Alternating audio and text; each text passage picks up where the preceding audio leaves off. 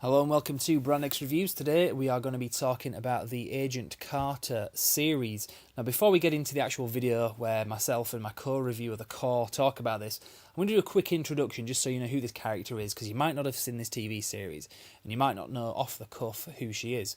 So Agent Carter, or Peggy Carter as she's also known, was a character that was first introduced into the Marvel Cinematic Universe in 2011's Captain America the First Avenger.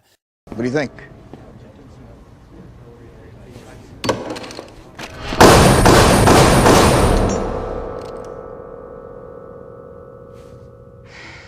Yes, I think it works. She's a pretty good character in that, played by Hayley Atwell, and she was very well received by critics. Guys like Roger Ebert, the late Roger Ebert, made some comment about her character resembling a classic military pin-up of the period with her full red lips that she has in the film. So she looked the part anyway, and she's a very good actress as well, and damn, is she fit, I'm telling you. But she was in that film, and she was Captain America's love interest, and we didn't really get to see much more of her after that in any of the films until 2014's Captain America the Winter Soldier. That was the next time we saw her in a film. But before that film came out, there was actually a Marvel one-shot, which is a kind of a short 10 or so minute feature that we get on a lot of the Marvel Blu-rays exclusively. Sometimes they're on the DVDs as well, but usually it's on the Blu-ray.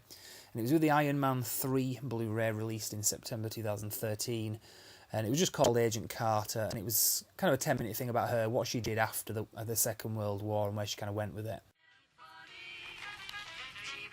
We got a gas leak issue we're dealing with. A gas leak? Well, no injuries, I hope. You're not from around here, are you? No, I live in Brooklyn, actually.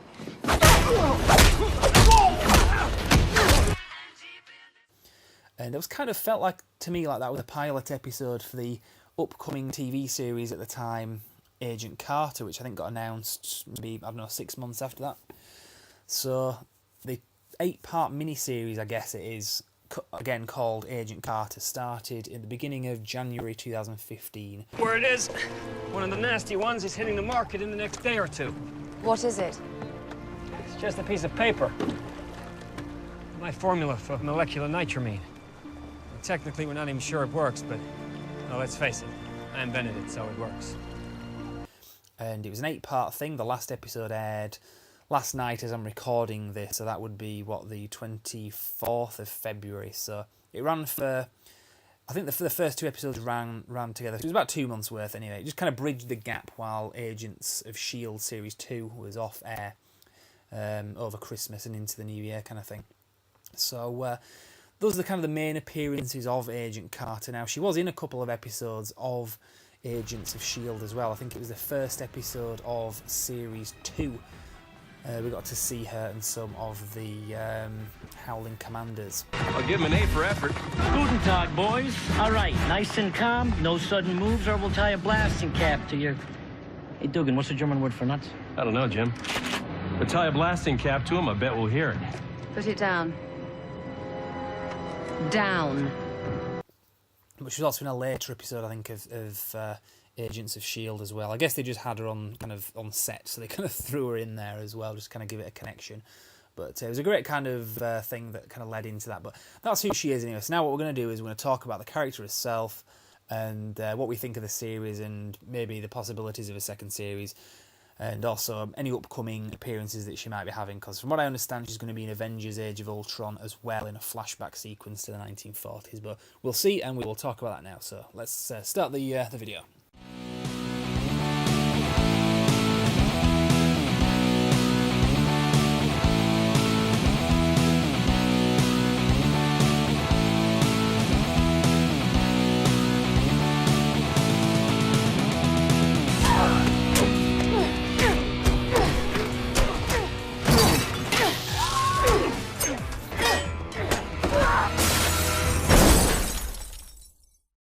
Hello and welcome to Brand X Reviews. Today we're going to be talking about the Agent Carter series. We did a video when the first episode aired, and now it's finally finished, so we can talk about the whole series. So there will be spoilers. Probably not going to ruin the spoilers, but there will be some. So then we'll just talk about the Let's give availability first as well of the show. yeah, that's a pretty bad deal, to be honest. You basically just can't get this in the UK unless you are pirating it. It's not out to buy yet. It's not on Netflix as far as we can tell. Neither is There are ways. Let's just say there are ways. We don't encourage it, but there are ways of getting all of these things in. But let's just say there are no legitimate ways of getting it. That's our point we're getting at here. Because Channel 4 shows Agents of S.H.I.E.L.D. In the UK that's terrestrial television as such, and you would have thought that maybe they would have got this, but just nobody. So, I mean, I don't know. Yeah, I mean, we were discussing this when we were initially talking about it. I've been watching Constantine, another TV show based on a graphic novels, DC this time, and that's been on Amazon Instant, more or less equal to how it's been like released. You'll get a new episode every week, and it's also you don't even have to like pay for it. So why the hell Marvel have been so like stingy about giving out Agent Carter? I have no idea. Or whoever else won't buy it up or whatever. I can understand like if like Channel 4 don't want to part with the money or something, or whoever else like Sky aren't like bidding on it or whatever. But there are other ways they could have got the show out there to people, but it doesn't seem like they care. So I don't really feel guilty having downloaded it because there's no other way we can get it.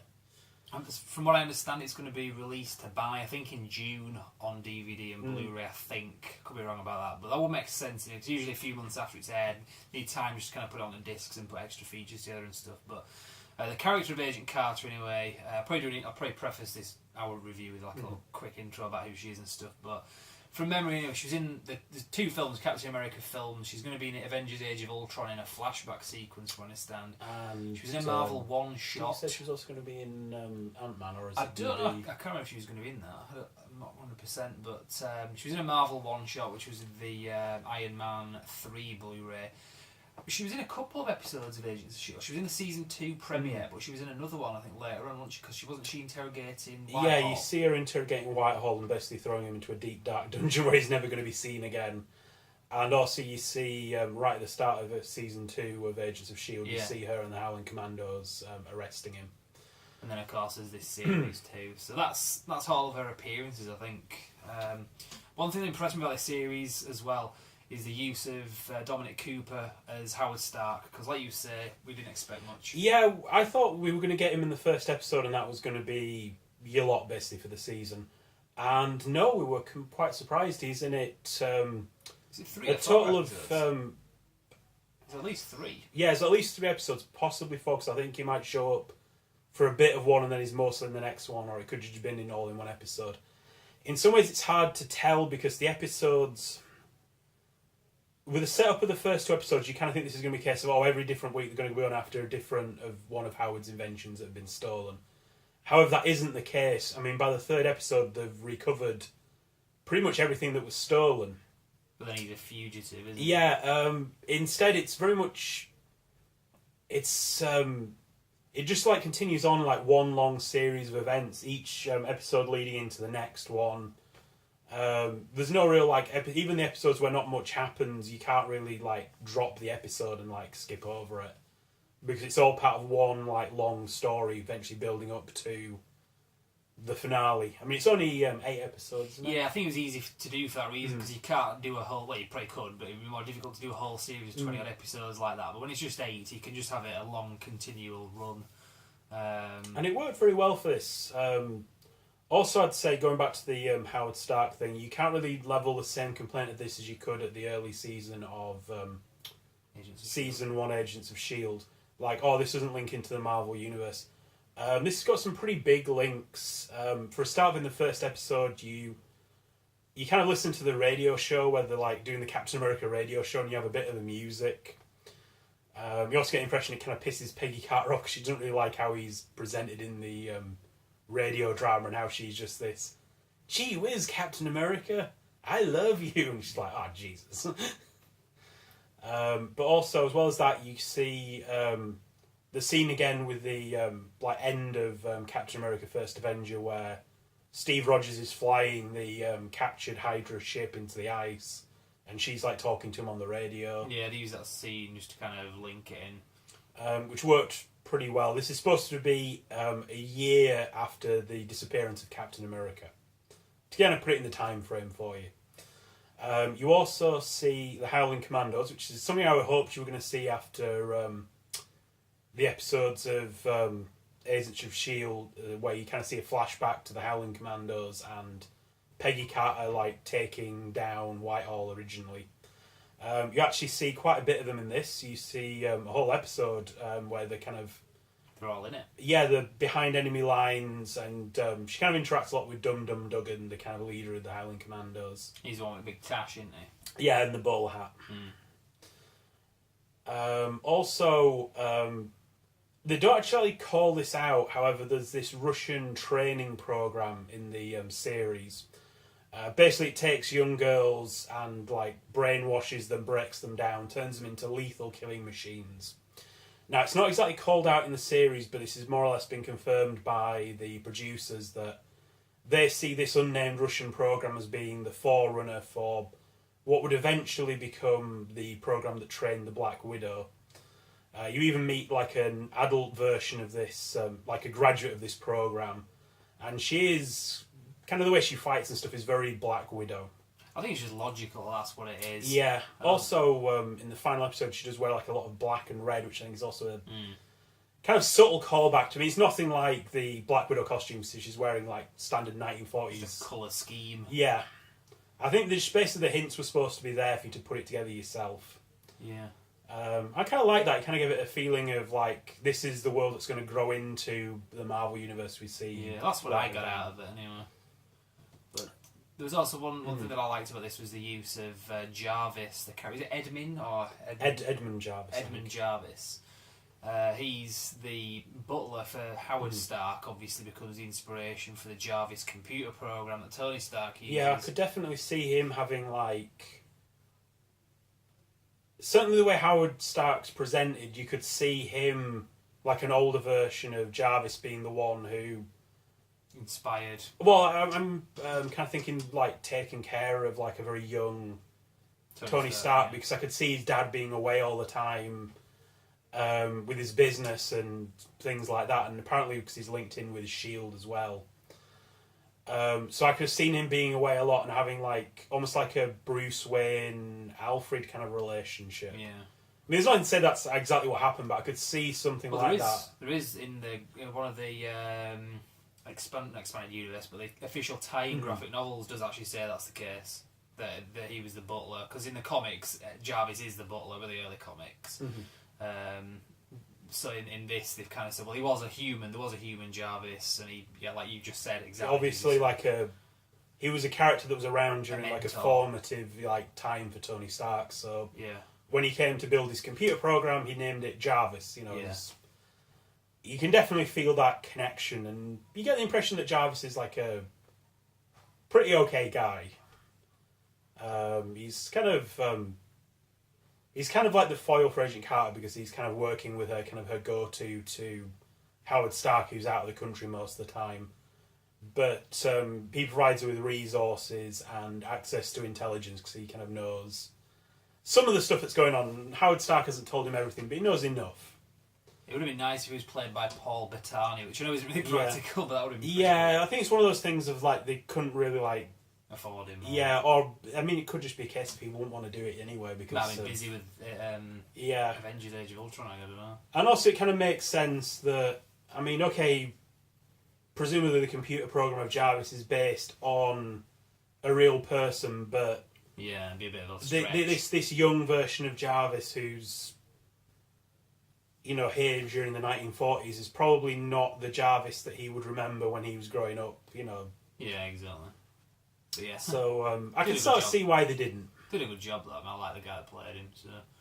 There's also one other big kind of cameo in this. At the end, when they've like finally locked up the bad guy behind this plot, he's cellmates with another like Marvel character, Zola, the character from Captain America: The Winter Soldier. Winter Soldier and the First Avenger. Played by the proper actor as well. He's not a computer program yet. He's actually the like human being still. I forgot the name of that actor. He's going to be in the Dad's Army film. You know, the one that they're filming like pretty much around here in Yorkshire. Can't remember the actor's name, but it's the guy that played Zola anyway. The guy that was on the computer screen on the. So that basically means that as well as infiltrating S.H.I.E.L.D., Hydra got into the Dad's army as well. Yeah, exactly. Yeah. But yeah, you get to see him. He has like it's kind of like the final scene after the credits, if you like. They sort of Agents of S.H.I.E.L.D. kind of do that. There's kind of the episode, and then there's like a final, like 2 minutes after, like the logo. Yeah. And they've kind of kept up with that. It's almost like the little stinger you would get at the end of a Marvel film after the credits. You get like a little bit extra. The TV series has followed that similar sort of premise. You get the logo, and obviously that's the end of the episode. Pays like a little bit extra for you. Yeah. And in this case, it was the main bad guy of this, who's this psychologist who has like mind powers. He can like hypnotise people. He's like Pusher in the X-Files, a guy who can like talk to people and make them do. And also, I kind of like that because it's very pulp 1940s kind of power that somebody would have, because it's not like firing energy beams out of your hand or having metal tentacle arms or something you would like equate to more modern superheroes, but it's the sort of person you could see, say, the Shadow or somebody from that kind of era fighting, like the Phantom or like the Green Hornet fighting this guy who can like talk you into doing anything. Yeah, it's very comic booky, isn't it? Yeah. Well, like I say, it's like very of that era as well, because it's a sort of what I would class as like very golden age kind of pulp power to have. He was in a few episodes as well. There was also Uncle Don was in this as well, wasn't he? There was what was his character? He was the actor in He was in a couple of Fast and Furious films, wasn't he? He was quite a big character. He dies like towards the end of the series. What was his he's the name? I can't remember. He's like the boss one. He's basically yeah, like he's the main guy, director of the SSR at the time. Yeah, I liked it. I can't remember the character or the actor's name, but like I know he was in some Fast and Furious films. It looks like the Uncle Don thing, you won't get it. It's something unique to him. You won't get it. Joe. Yeah, see, you're not going to get. You're not. It doesn't make any sense. Maybe I should edit that reference out, but no. I'll leave it in. It's funny. But yeah, no. So that was a character that was pretty like the head of the SSR, and there's only spoilers. He gets killed towards the end of it's like the 7th episode or something.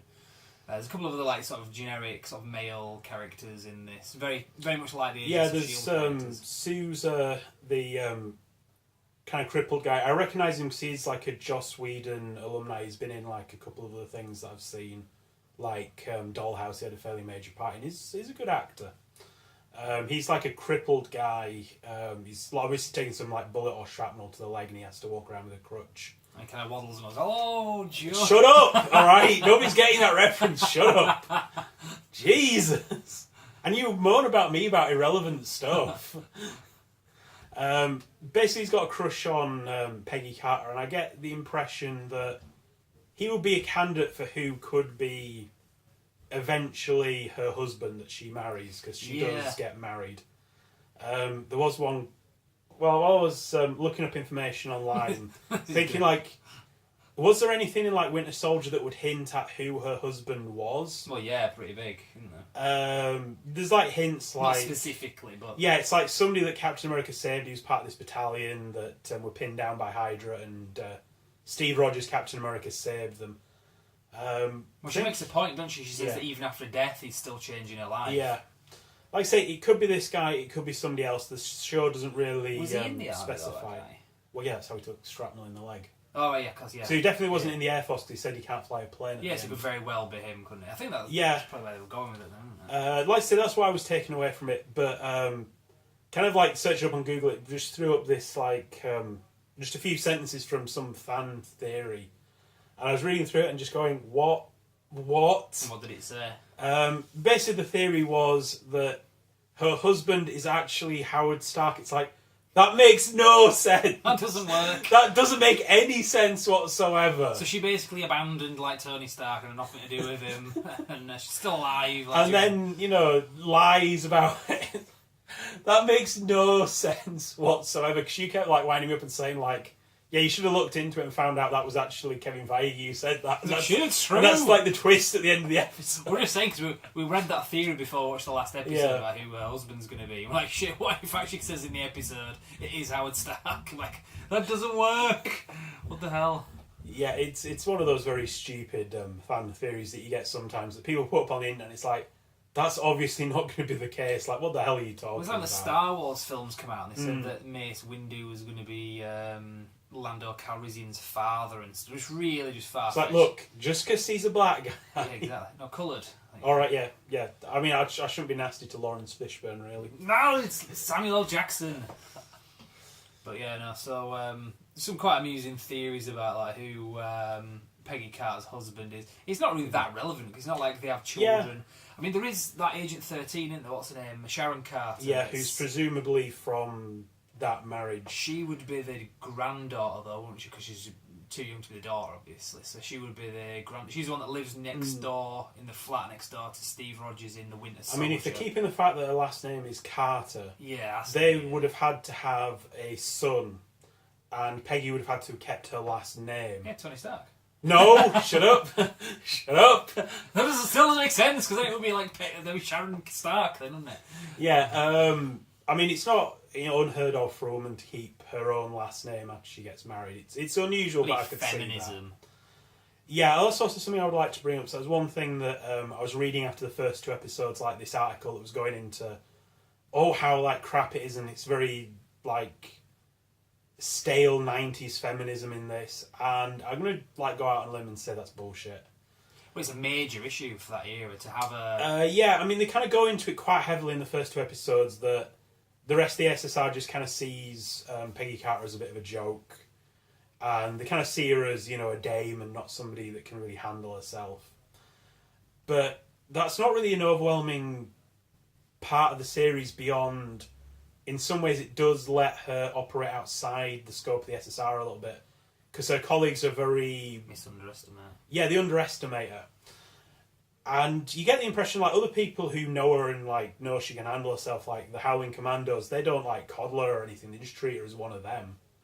The only bit that comes close is one bit where Dum Dum Duggan's like, look, you should go first. Like, what would Steve say if I let his like number one girl like get killed here? And she's like, he'd tell you to do what Peggy said, and he's like, yeah, all right then.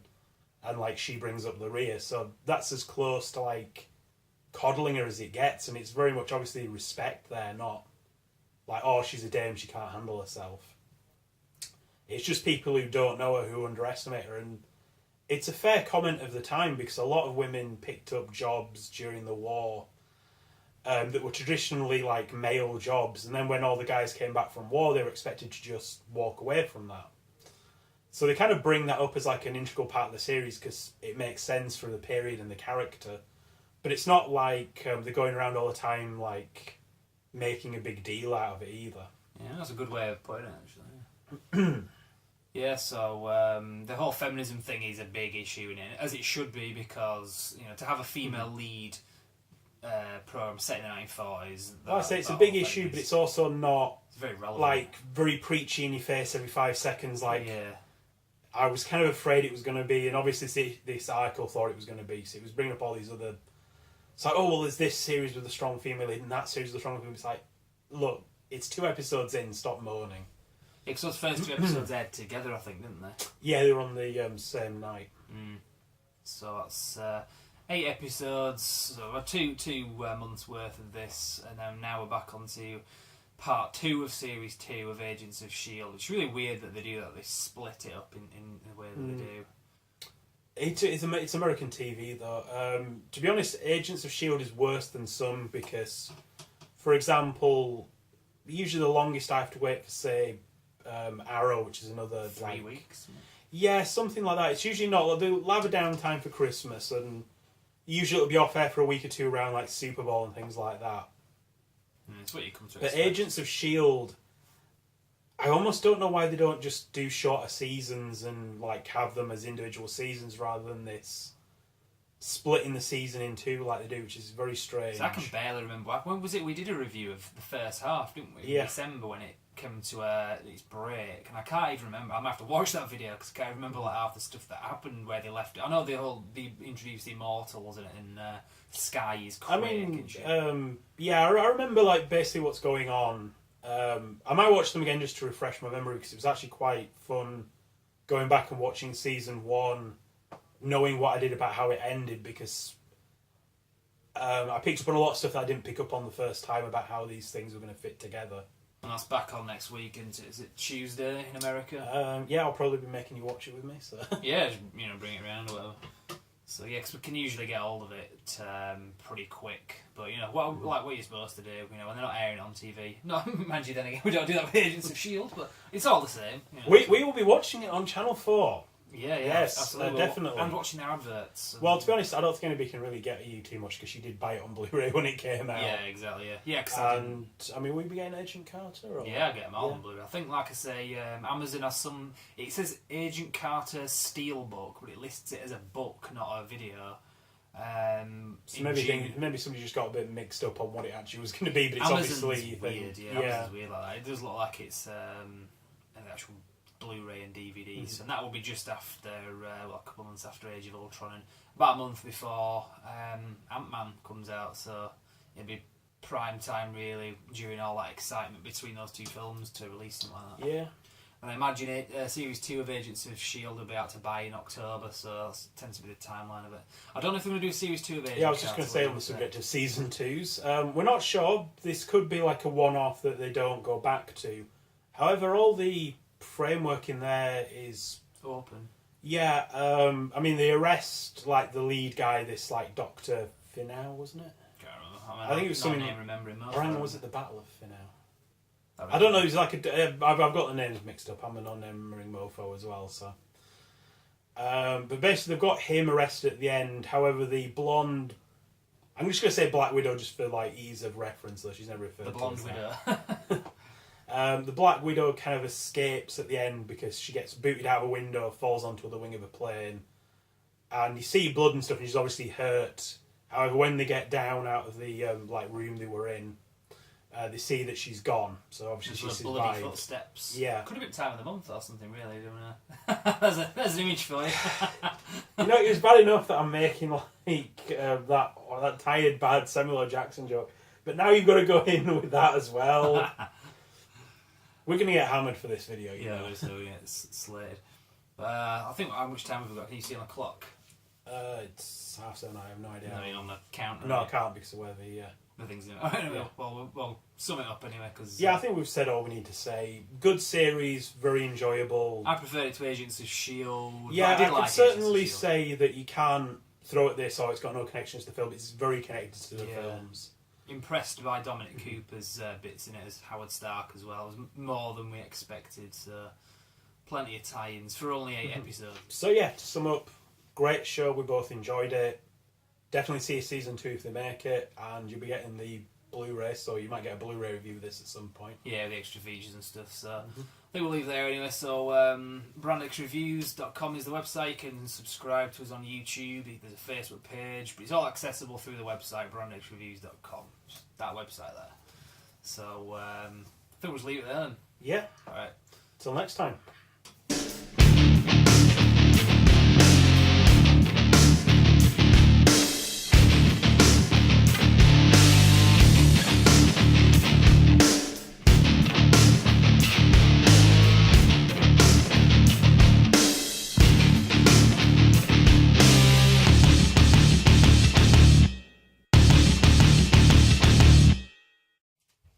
You are fully clothed, there's nothing showing.